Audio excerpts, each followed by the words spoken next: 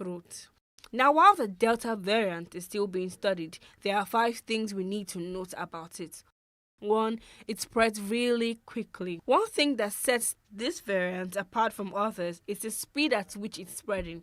For instance, in just a few months' time, it went from being non-existent to becoming the dominant variant in the US, India, and the United Kingdom.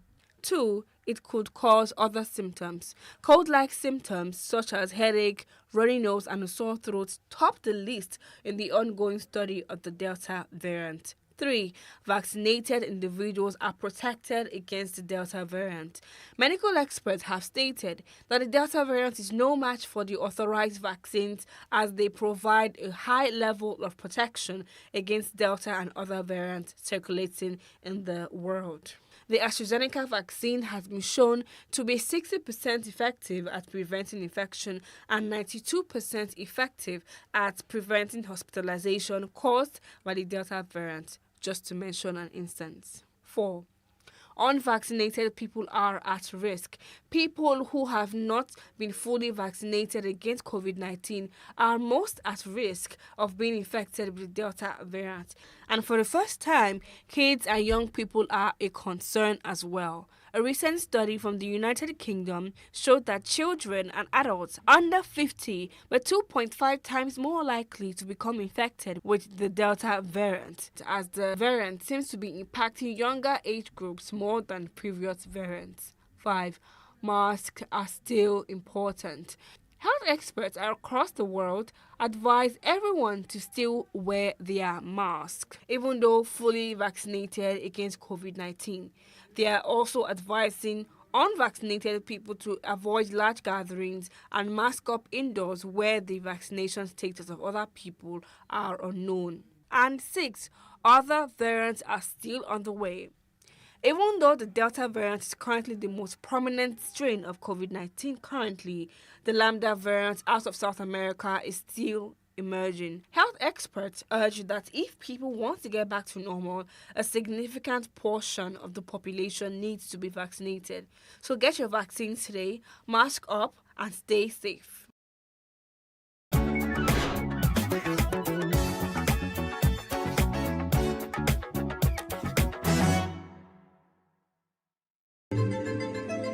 Nigeria, by extension, Africa, is faced with a lot of challenges. The growing youth population with little engagement, that is a ticking time bomb. We are a blessed people with diverse culture and highly cerebral minds who have a lot to say. And yes, we are talking. It is important we drive the right conversation that informs, inspires, influences thought and action. If we say there's beauty in our diversity, then let us embrace our diverse culture. We must continue to courageously be the voice of transformation as we are the hope for the future. Yesterday's conversations shape today. What are you saying to shape your tomorrow? We know you have a lot to say, and we are here to hear you.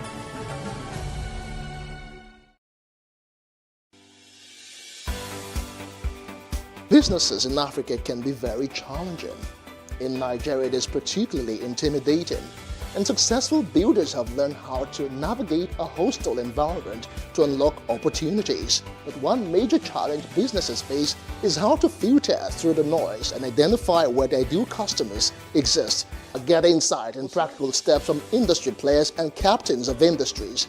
Hear success stories to help you make informed decisions as you scale your business in Nigeria. Watch Business Insights at this time on PlusTvAfrica.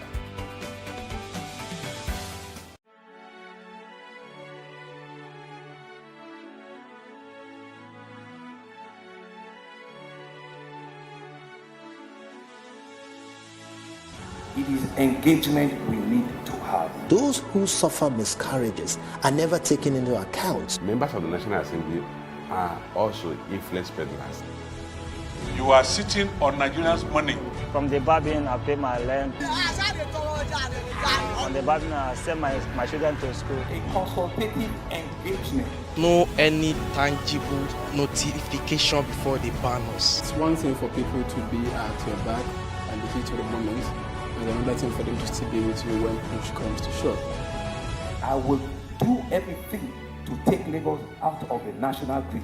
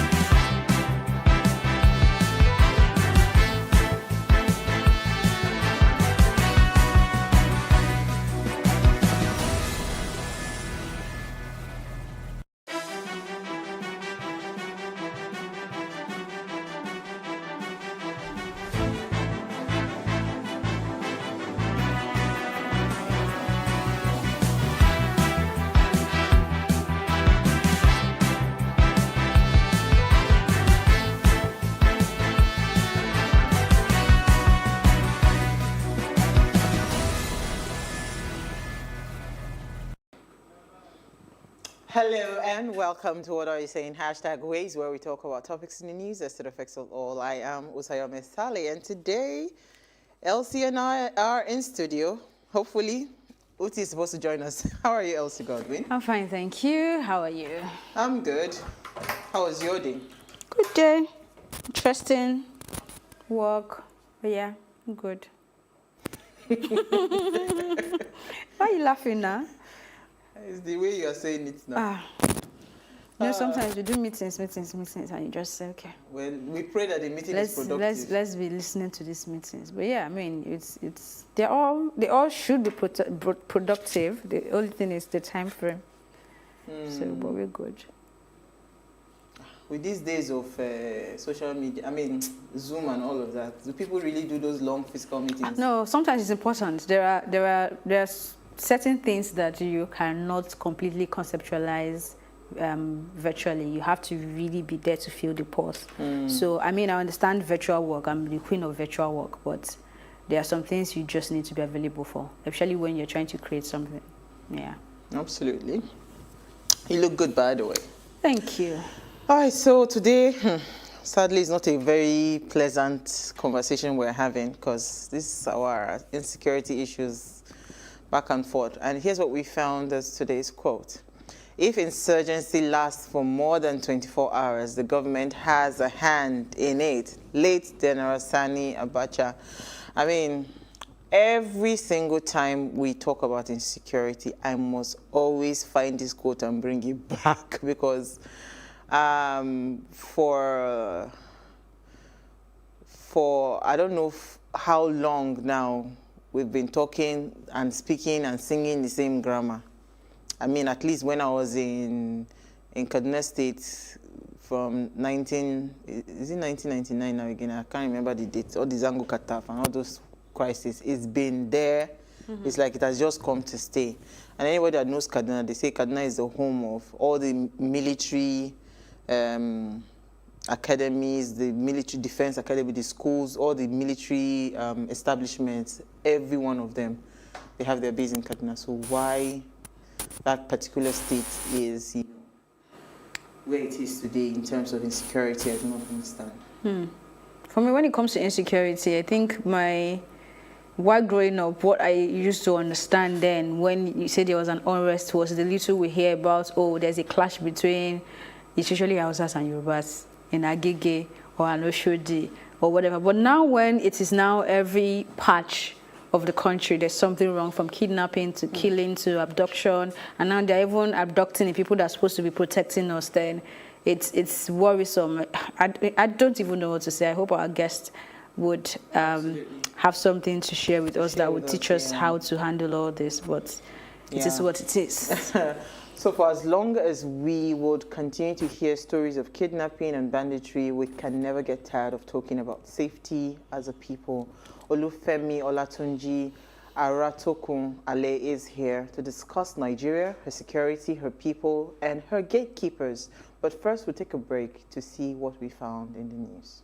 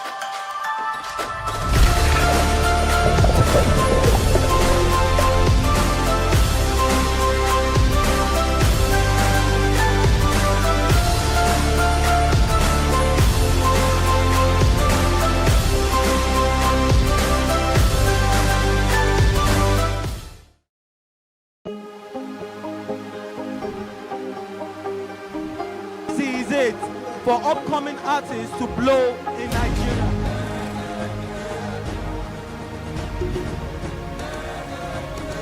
Welcome to Plus Trending. I am Bookie November, your host, saying thank you for joining us on today's episode. Welcome back. It's tea time on PlusTvAfrica. Practice makes perfect. I'm not perfect yet, but I'm a lot better than I used to be. He's a king. He's entitled to marry 100 if he wants to.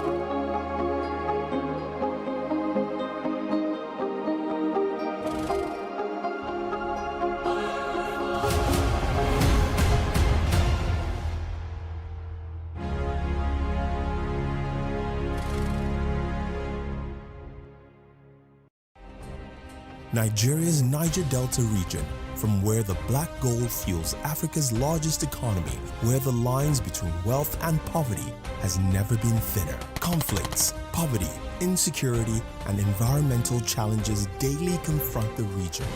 How can the Niger Delta story be changed for the better? Join Mamude Akuga at 9 p.m. every Friday evening on PlusTvAfrica as he probes deep in search of solutions. Inside the Niger Delta with Mamude Akuga, the authentic voice of Nigeria's oil-rich region. You're still watching Ways. Now we have Uti in the building before we go on. How are you? What happened?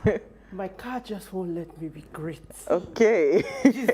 but at least you're looking great. Do you know what I mean? Like we need a new one. New car. We need a new car. I totally agree. And it's coming before the end of this year. Amen. From your lips to God's ears. He hears it. But yeah, good day, busy day, busy. What day of the week is it? I've lost track. Today's Wednesday. Today's Wednesday. Okay. It's busy. Every day just blurs into one. Like I wake up, this is me, this is my laptop.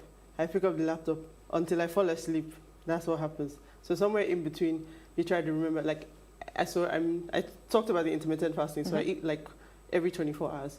So I may not eat in a day. The day I don't eat, like I'm just there. I'm working the whole time. So wow. Yeah, but it's all good. Okay, this is for you. Go bananas, because on August 25th is National Banana Split Day.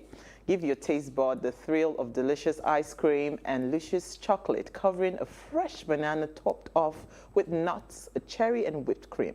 Surprisingly, the original banana split wasn't created in an ice cream parlor, but a pharmacy in 1904. Banana splits were the brainchild of David Evans Strickler, a pharmacist apprentice who enjoyed experimenting with new soda fountain sundae in his free time. They were so popular with the college crowd that students willingly paid 10 cents, double the price of the normal sundae. So try a banana split and you'll understand why this amazing dessert is a classic. So for people that are not eating, please eat this one. Why? Because it's important to, you know, I was fasting until the doctor told me, Auntie, If you die, you die. Yeah, but I mean, so I had to stop. Even when you fast, you do have to eat. You have to make up for what you're not eating, or for the periods you're not eating, but in a sensible way. So I don't know that I would say eat banana splits. I eat once every 24 to 36 hours, depending on how I'm feeling. So that's the thing, Uti. I said I can't even try that now because actually I had a very bad eating habit. I can go all day without eating, you know. So and it was telling on my health, so I had to. So now I'm being monitored. Have you eaten? Have you eaten?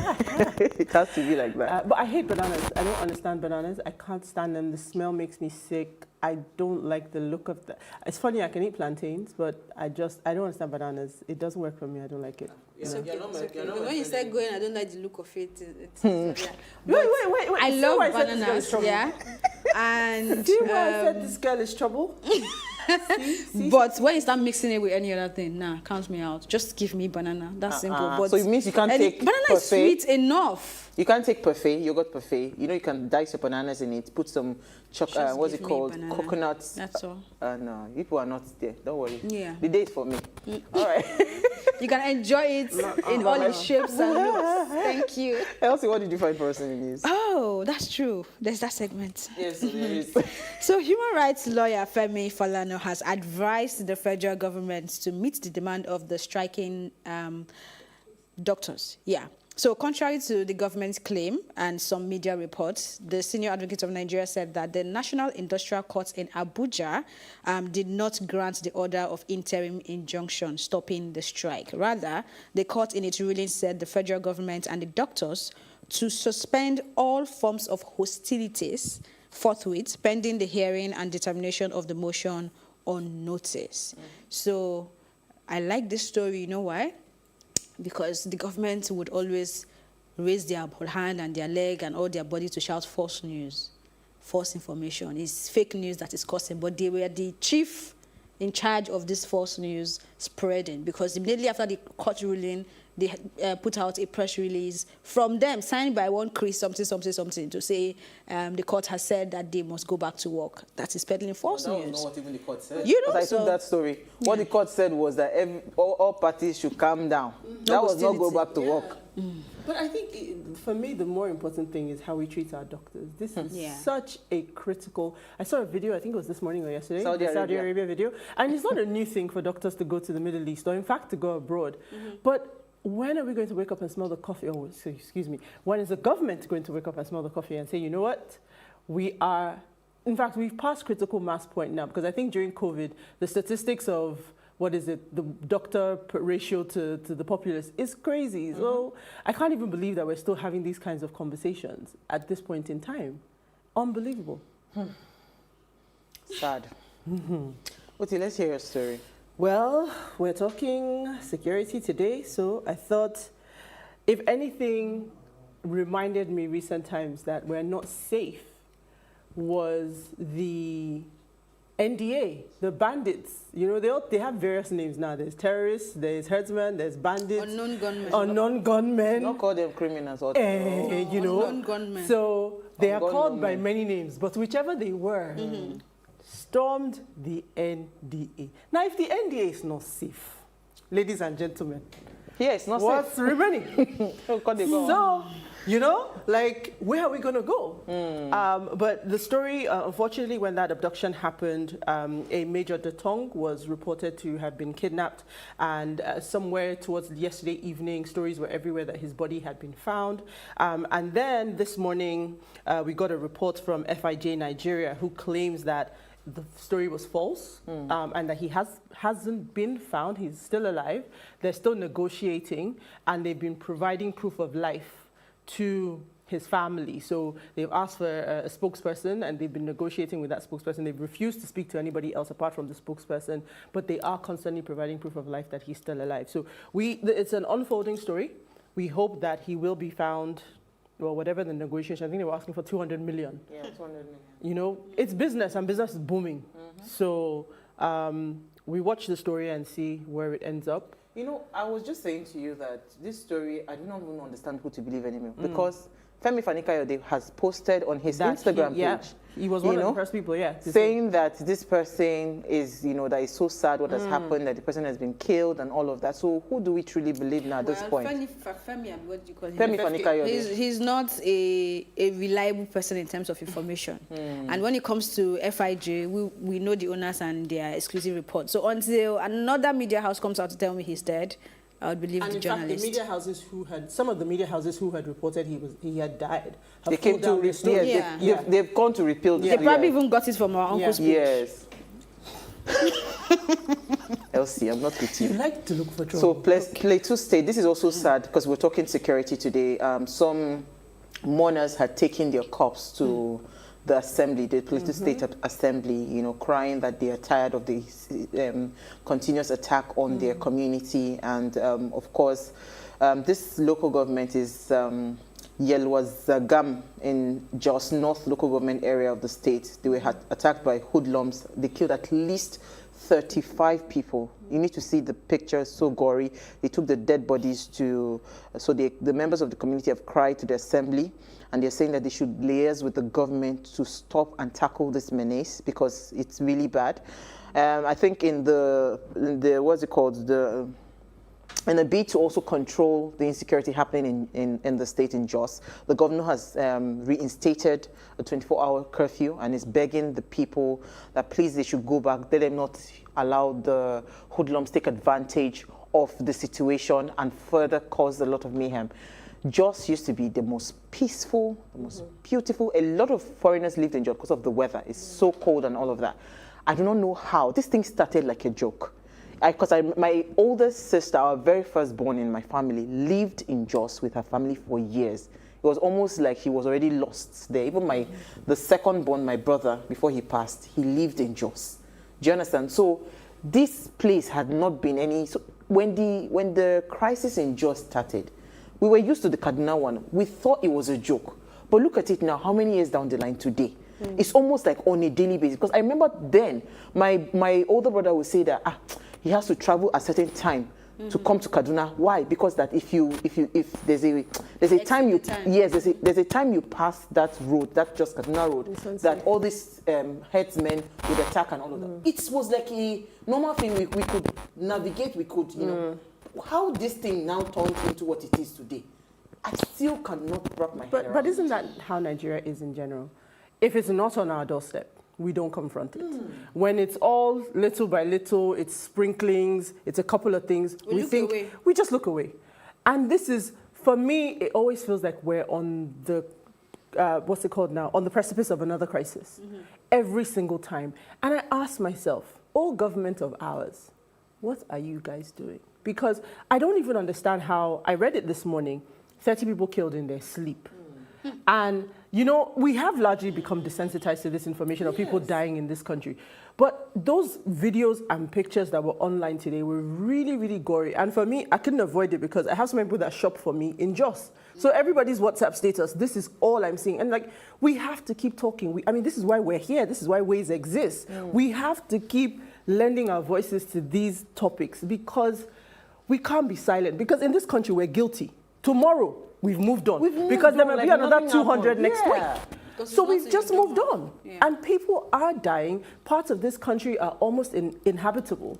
And people are still living their lives, living their best lives, in fact. You know what, on that note, we'll take a break. When we return from the break, we're talking security. Stay with us, we'll be right back.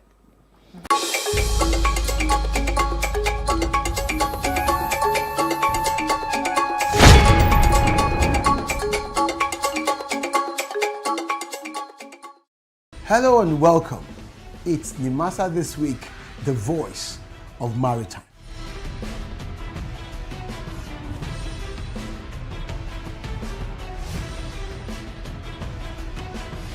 Nimasa This Week is brought to you by the Nigerian Maritime Administration and Safety Agency.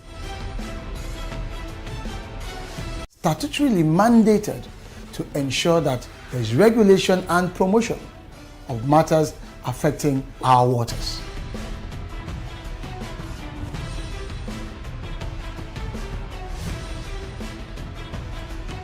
NIMASA bears responsibility for search and rescue, shipping development, and ship registration.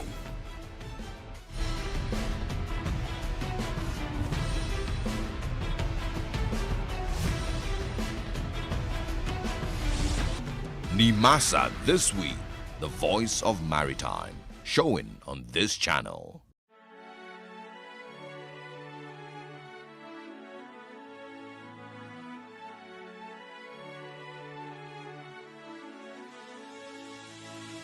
It is engagement we need to have. Those who suffer miscarriages are never taken into account. Members of the National Assembly are also influence peddlers.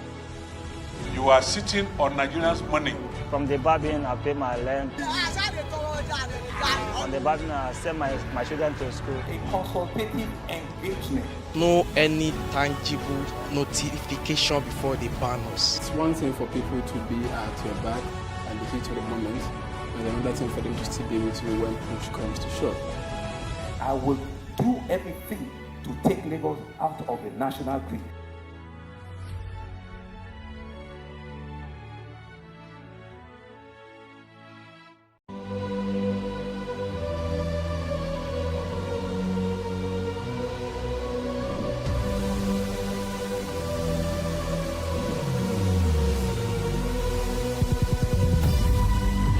What we do not understand, we will stigmatize.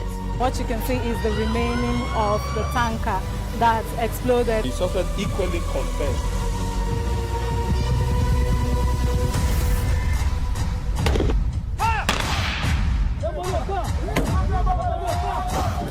A 500 naira they collect them. If you no talk, then go beat you. Now 2,500 and they pay.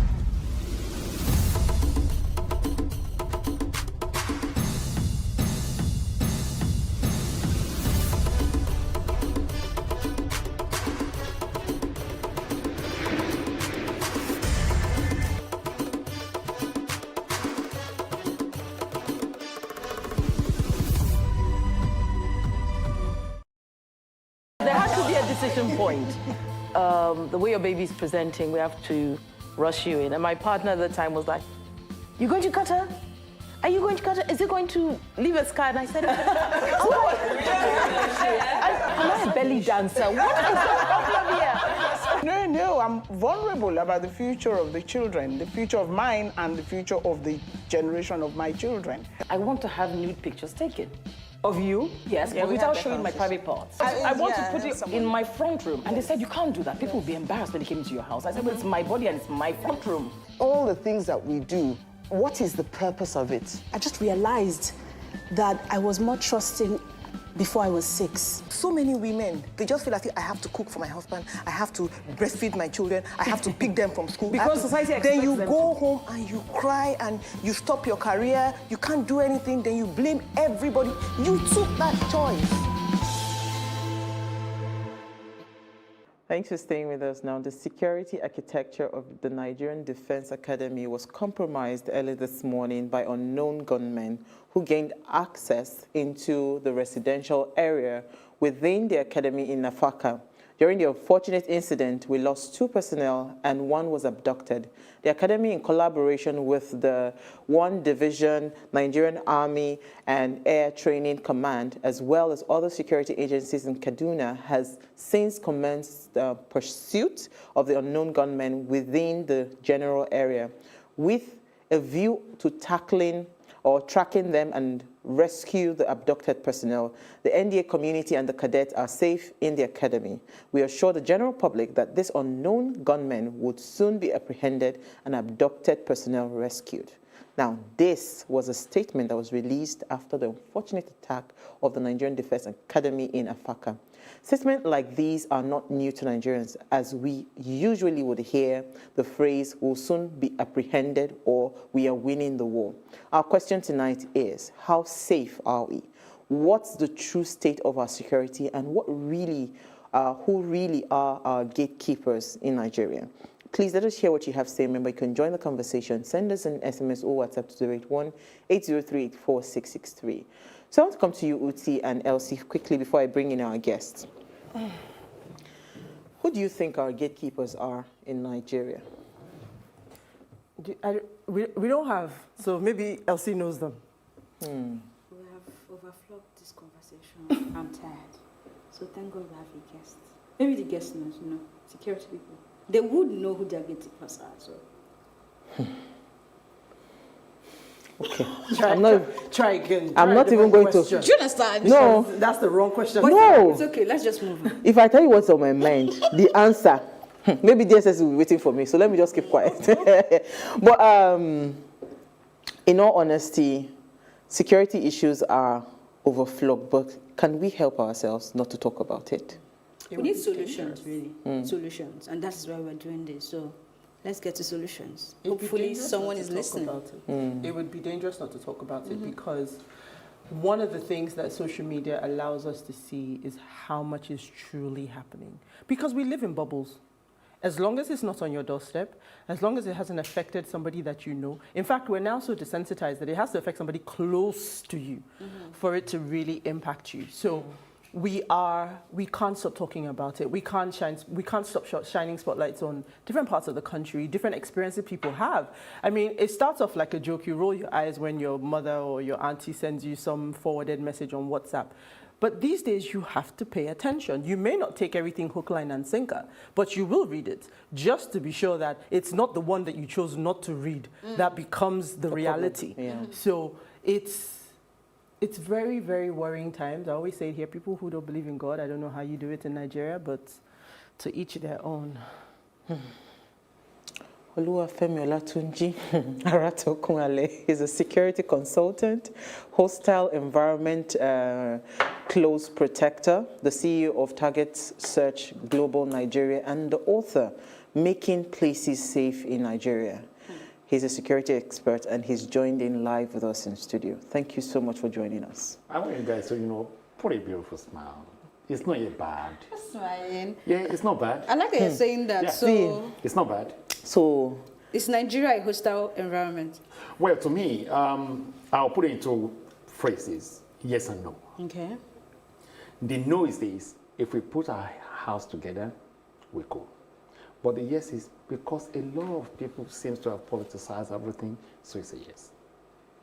So it's a hostile environment. Yes. So when you talk about politicizing, I like that you went that way because these ladies always blame the government. It's not that I don't blame the government, but I also benefit of the doubt.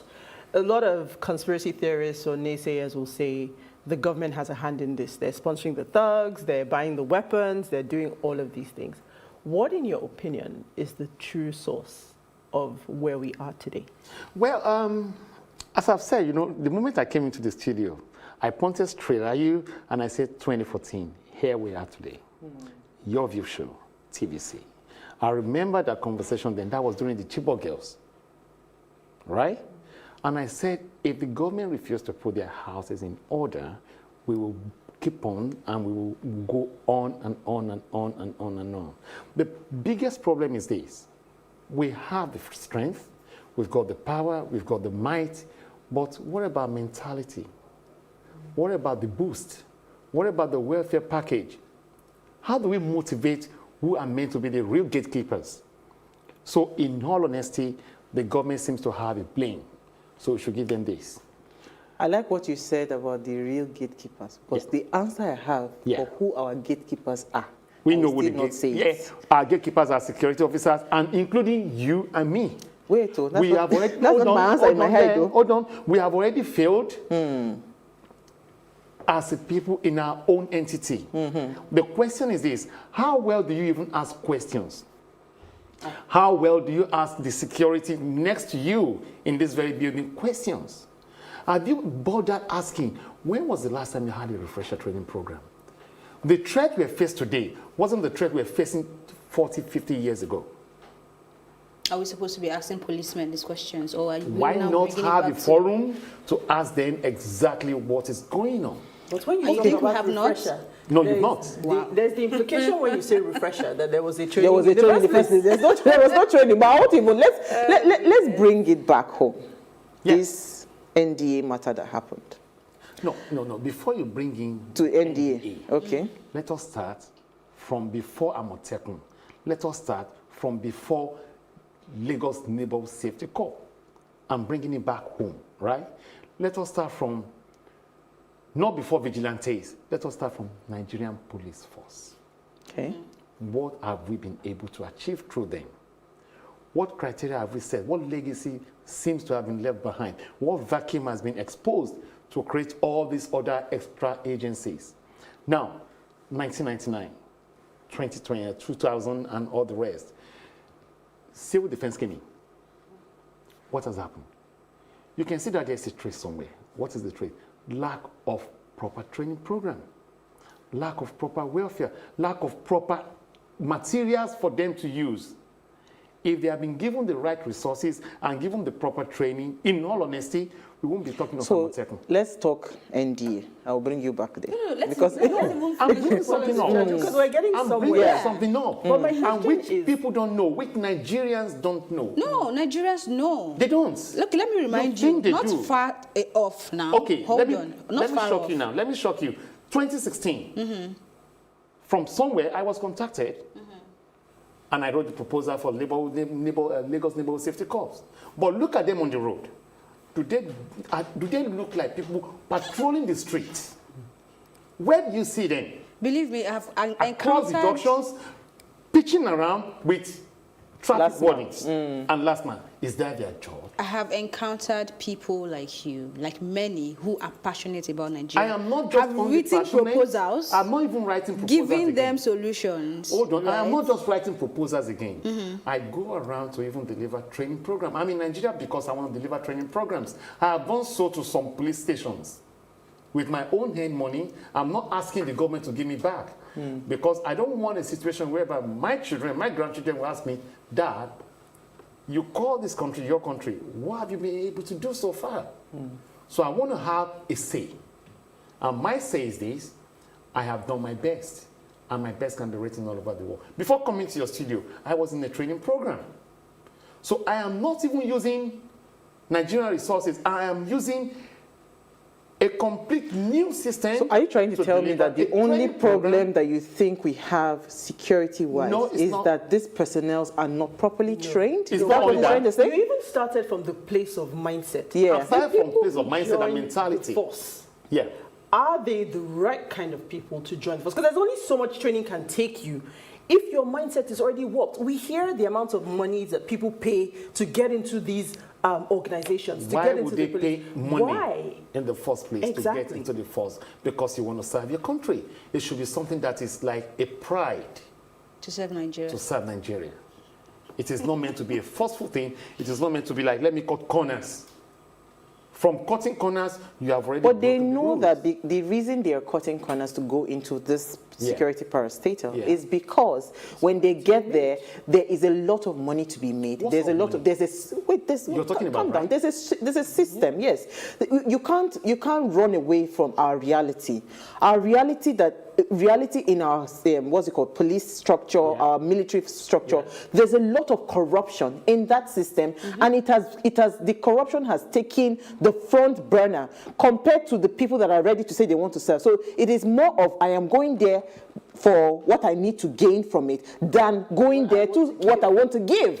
So that mindset that you talked about from the beginning, I am still going back to the question, where do you think we're getting it wrong security-wise? Because it's not for lack of trained personnel. I'm trying to bring that back because I have seen the kinds of training some of these personnel they have in the military. I'm not even talking about police right now. In the military, they have trainings.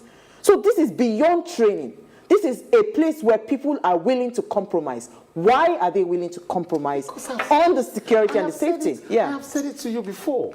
Politically, we got it wrong. Because when you have too many politicians saying too many things, even some people have got no ideas what security is all about. But you see them talking from the blueprints of the textbooks about security. Security is not just about textbooks. It's about reality of what is on ground.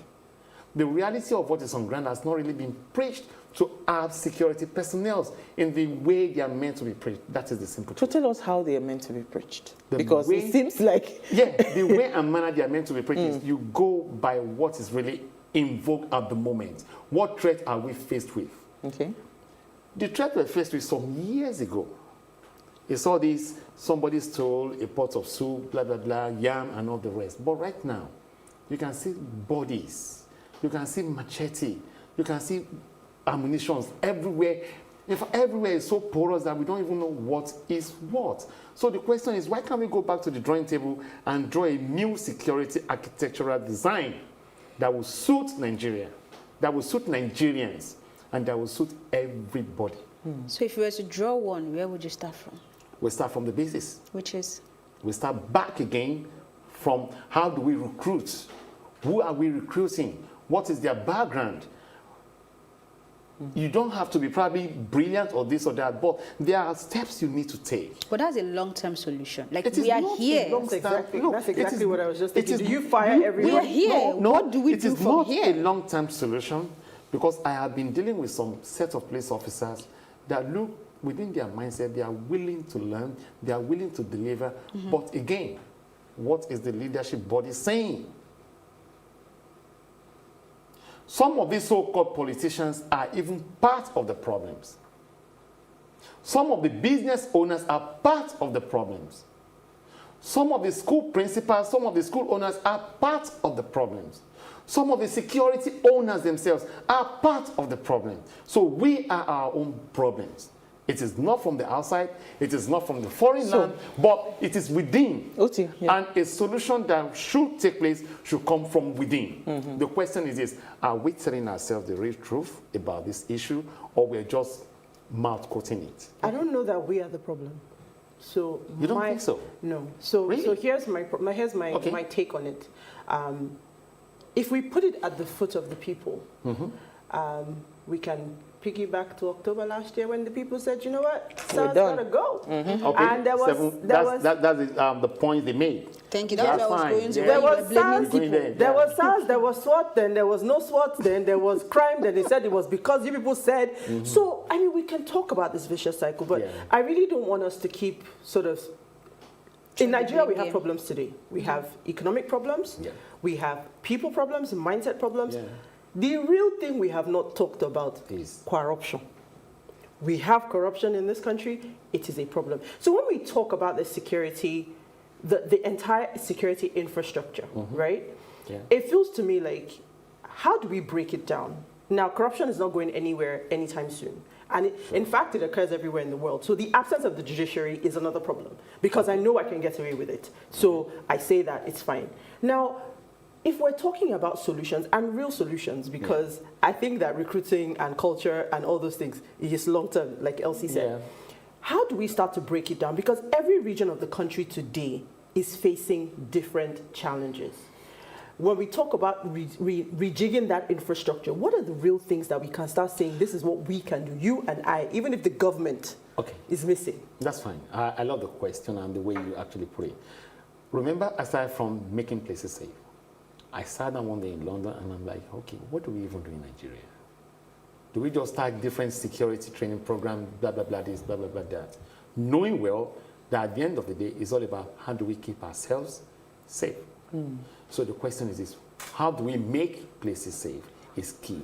The only way I think is this: let us start a different training program that can be tailored down to different departments. Oh God. I will tell you why. Hold on, I will tell you. Let me tell you why. I tried the project and it's worked. Okay. So I have given it to the police, it's worked. I have given it to the civil defense and it's working. One way or the other. I'm not saying in a large whatever, but in bits. So all I'm saying is this: if the political tone can be positive and can adopt it, it will work. But because they are not, like, thinking about it, it is really not their business, because they have large crowd of police officers or securities around them. They are not feeling the pain of what Nigerians are going through. Okay, so I want to come back to what what Abacha said, that if insurgency lasts beyond 24 hours, the hand of the government is in it. But we'll do that after the break. Stay with us, we'll be right back.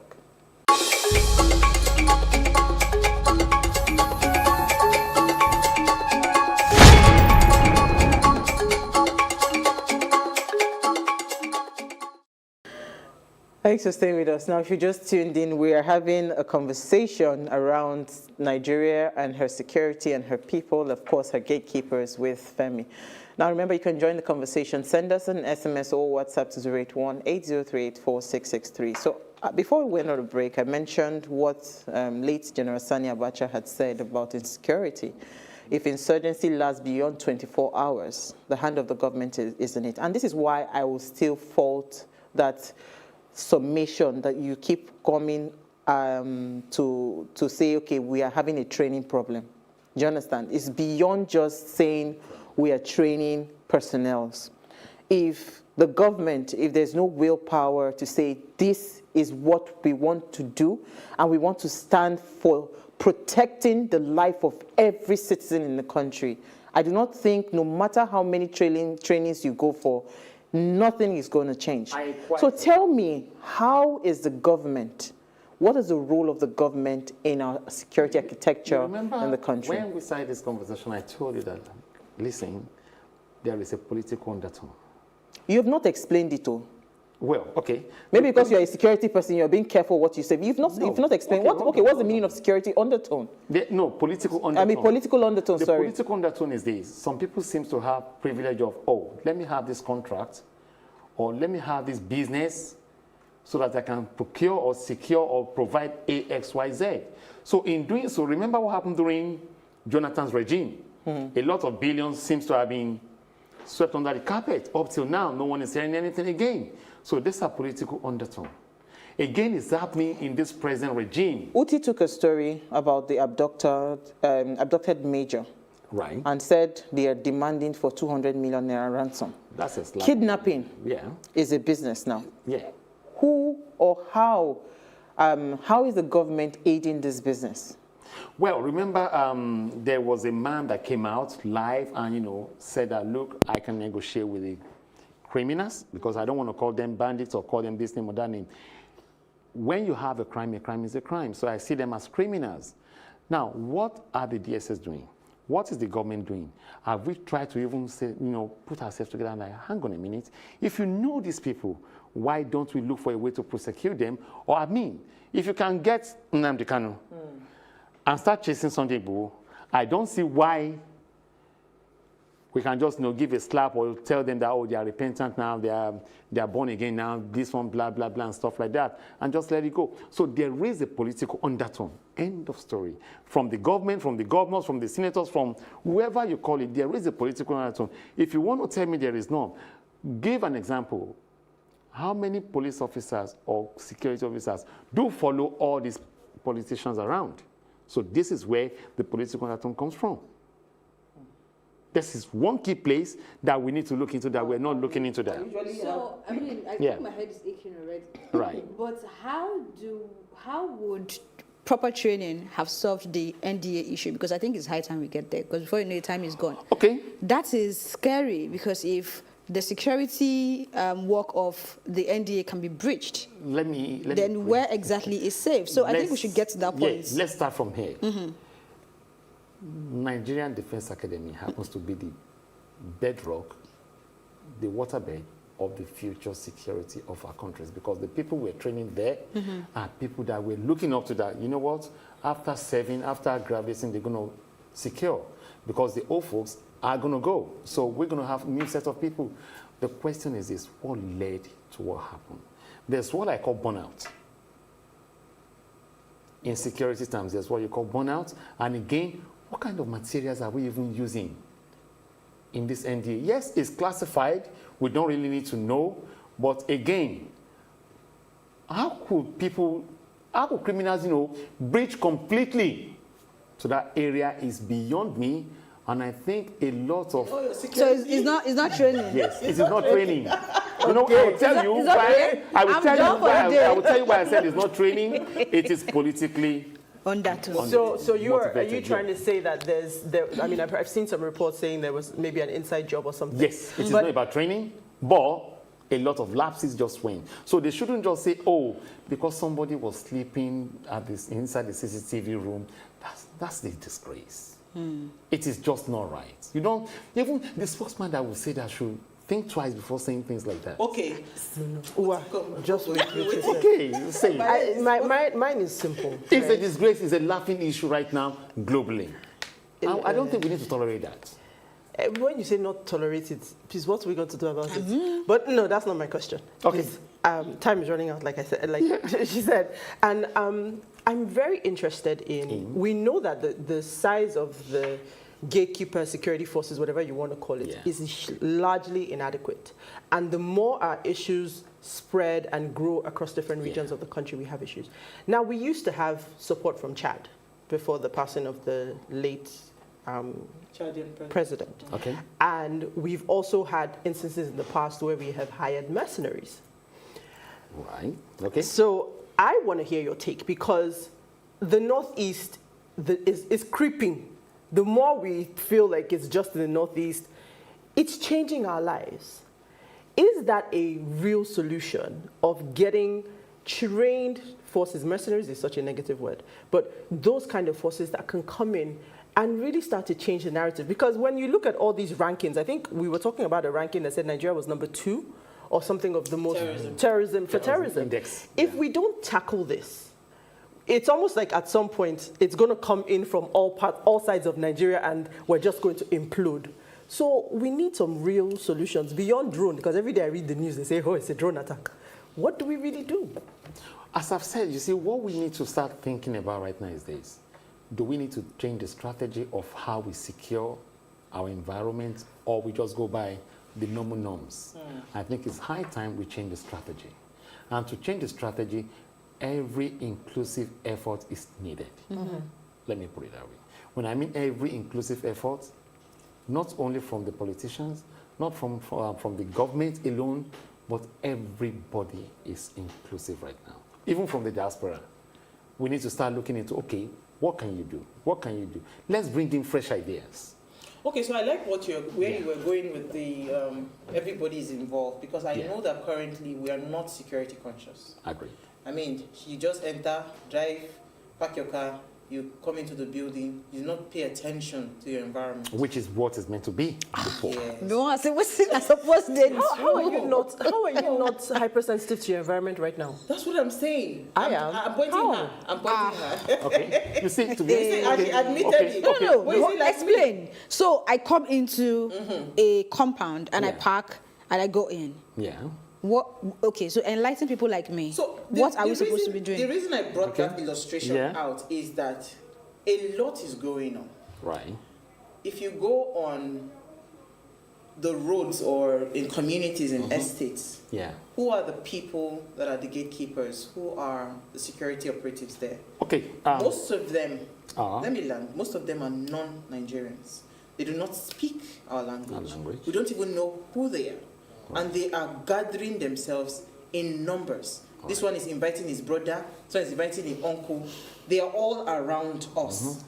So if we say tomorrow that we want to fight insecurity as a people, let's even leave the security personnel. What are the things that we must arm ourselves? What kinds of things should we begin to pay attention to? And if we say we have paid attention to those things, who are we supposed to be passing those information to? Thank you. You see, let's start from what you just said. Number one. Sorry. Yeah. I think we need to just go on a short break. We'll be right back. Okay.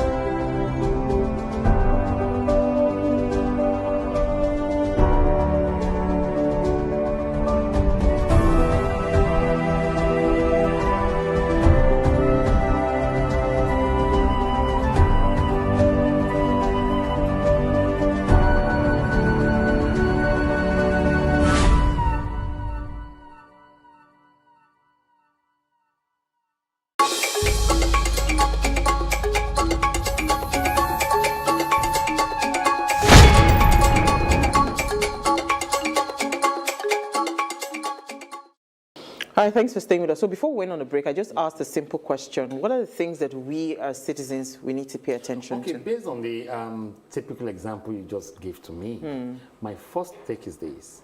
Who are landlord associations? Okay. What are they doing? Have we, as probably landlords and tenants, seems to have asked, look, we keep seeing so many faces around. Who are those in each building? How do we kind of like, get to know who is who? And if we start seeing different faces, how do we approach and talk to them? In so many places I've seen so far in Lagos now, they seem to have like a gate and, we have some security men mounting the gates. That's fine in a way, in quotes, but the question is are they really doing the proper job they are meant to do? In what manner are they patrolling the environment they're actually safeguarding? Which I've seen in a whole lot of places. The answer is sometimes they do, sometimes they don't. Or perhaps they are just overwhelmed with the whole situation that, no one cares about me, no one is thinking about me, so let me just sit by the gate, let me just open, have a nice day, sir. So when we do find some kind of negative things or we see things, we observe things, what are we supposed to do? How do we report? Well, there should be a response team system or a response system or whereby, you report and you get a feedback instantly. This is where you now start to think of technology that will work for not your environment only, but that will have a response answer straight from the security forces. Okay, let's take some comments. Okay. So I have a message here from Emmanuel from Abuja. He said bandits have been knocking on the doors of NDA for a while now with anybody noticing or completely ignored. The schools of forestry where students were kidnapped in Abuja is a stone throw to the NDA. The train station that Minister of Transport was almost kidnapped is a stone throw to the NDA. The Kaduna's airport that you can pass early in the morning or late in the evening is behind NDA. So the bandits have been there operating with nobody saying anything. So basically that means there is a threat almost. That's why I asked that question, because a lot of people said that these people live around that area. So you as a person, right? That's why I said it's beyond even training the personnel. You as a person, how are you even observing the people that are living within your community? I think the real question is this last question you asked, which is, so when we observe. What do we now do? What did they do with But it? let's take more comments. Yes. I'm listening. Another one from Tella says, the main problem to me, aside corruption and politics, is the fact that we are still using the 1960s approach to talk the modern day security threats. Remove corruption and politics, there won't be an appreciable progress. Today, we are still relying on human beings solely for security, whereas other same countries are using latest technology to fight and gather intelligence. Technology and data to gather intelligence is non-existent here. Then throw in accountability, then you really understand. Radio satellites and the likes would have picked intelligence reports on the events of yesterday, but no, here. And how can they justify trillions spent? Data gathering is also key. Thank you, Tella. So I think mine just wraps it up nicely. This is from Benson. It says, greetings to everyone. Please let the guests give us 1, immediate short-term security solutions, 2, mid-term solutions, and 3, long-term solutions. He has given long-term, is there any short-term? Mid-term. Well, I don't know, maybe you guys, you must definitely know about this. Some years ago in America and UK, there was a whole lot of white police officers harassing black minorities and stuff like that. The first thing that the government did was just like, let us roll out emergency body cam. That if any police officer is arresting or talking back to anyone, switch on your body cam, please. For how long are we going to keep talking about technology? We don't have the body cam.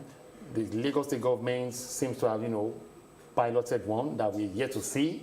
And they're talking about last month. People that are still carrying guns that's supposed to be used during the war will be a body cam. The question is this. Where are they? Do we need to start doing commissioning and celebrating before we have things? No. The body cam we're actually talking about, these are stuff I've been using for the past 3-4 years in my training program in Lagos State over here. So why are we not making it as like a big deal? A big deal like we're trying to have Christmas. So as I've said, our political body tone is saying a lot, and we're not talking about it.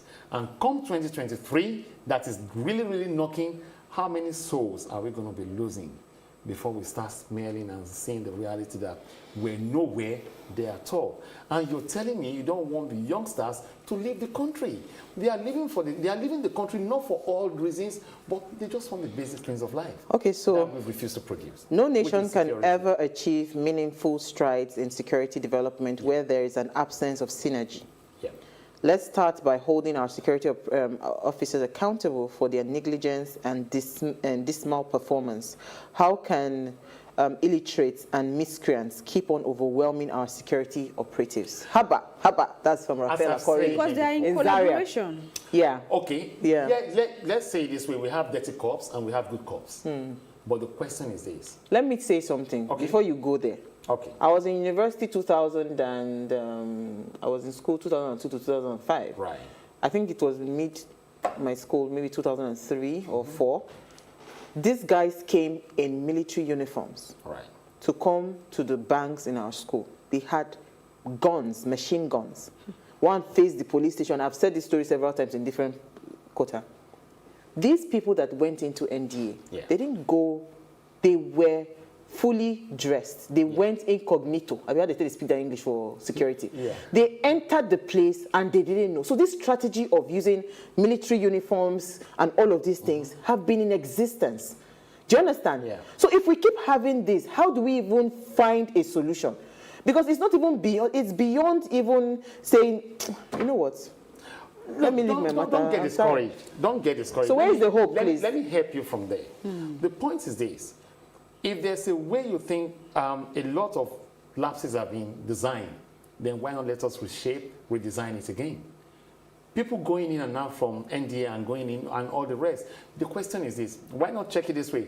If you're not authorized, you cannot go in. Even with military uniform, you must have a reason going in and coming out. It's just like secondary school. If you want to go out, there should be like an exit permission paper. So if you want to come in, there should be at least checks. Probably maybe from 400 meters away, A, X, Y, Z. There are ways you can actually curtail things. So you've talked about going back to the drawing board, redesigning, training. Whose job is it, aside to you now? Aside me, the Whose job is it to do it? Of course. What part of the government? We have the NSA, we have the Chief of Defense Staff, we have the police, IG, we have a lot of them. Okay. I believe being there makes them brilliant people. So they should come up with big solution. If they don't have it, consult your consultant. Is it the same chiefs they keep changing every year? Because the one that said he will change them now. They want to change them. Okay, if they're not performing because his well, legacy cannot be insecurity. You have loads of Nigerians abroad that are seriously reading, and you have some of them here in Nigeria that are ready to do. The can-do attitude is in us, but have we been given the platform to do it is the question. The political I can see that you have the can-do attitude. So for people that are listening, please consult him. Now, before we go, do ensure you follow us. Thank you, ladies. I think today I'm just not happy, but we will survive. Before we go, we move. Do follow us on Instagram at PlusTvAfrica. You can interact with us further, drop a comment, and more importantly, we're planning a giveaway to say thank you to you for believing in the Waze brand. So follow us now. It's at PlusTvAfrica. If you missed today's quote, I always bring this quote when I'm talking security. It says, if insurgency lasts beyond 24 hours or for more than 24 hours, the government has a hand in it. That's from late General Sani Abacha. We'll see you tomorrow as we bring another great conversation to your screen. Enjoy.